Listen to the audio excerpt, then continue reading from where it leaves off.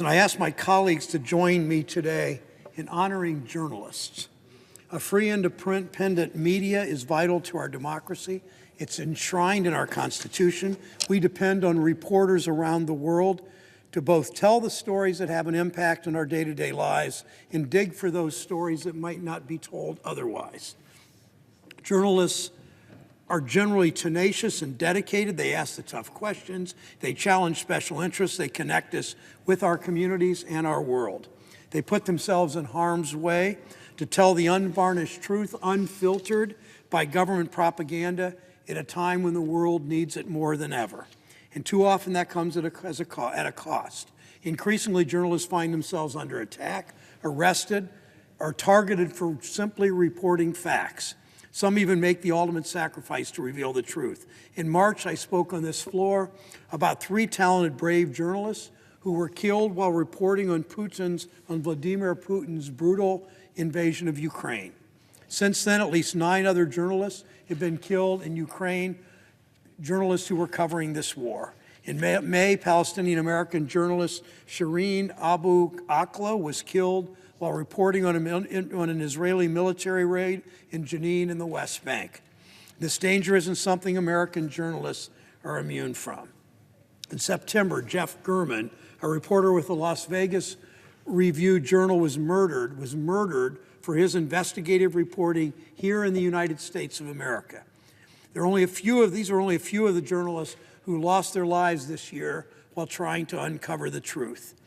Since Mahsa Amini's death on September 16th, Reporters Without Borders has found that, quote, at least 42 journalists have been arrested throughout Iran. The Committee to Protect Journalists reports that since the beginning of 2022, only fewer than 11 months, 60 journalists have been killed.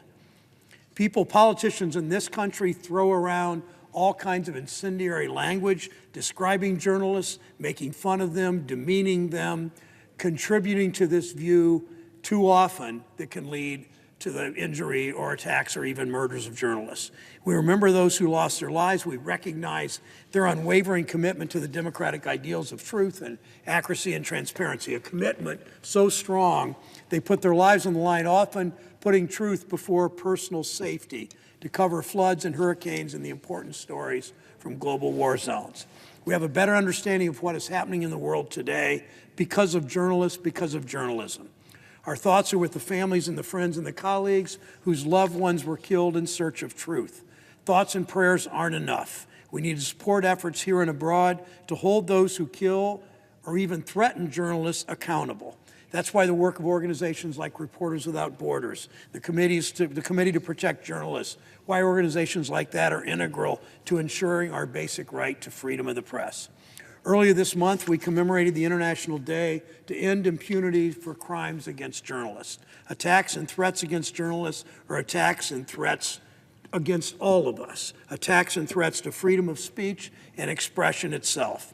I've called for the release of journalists unjustly detained in Egypt and Morocco and elsewhere. I'll keep calling for that justice. We honor, Madam President, the memories and the work of journalists best by defending the freedom of the press, defending the right to free speech, protecting journalists in their pursuit of the truth, holding the regimes, no matter where they are, that attack journalists accountable. Today, Madam President, we recommit ourselves to that fight. Thank you.